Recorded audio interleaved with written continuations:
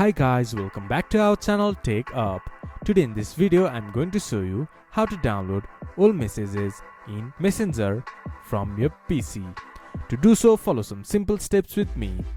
First of all, open your Messenger application or go to Messenger from your website.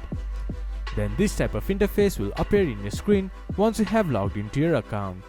From there you can see profile icon on the left bottom of your screen. Click on it. Then this type of interface will appear in your screen. Click to Privacy and Safety. Then go to In Encrypted Chats and go to Secured Storage option. From here you can download your whole conversation in Messenger. This much for today's video. If you guys find our video helpful, please leave a like and comment, and do not forget to subscribe our channel and hit the bell icon. I'll see you guys again in our next video. Thank you for watching.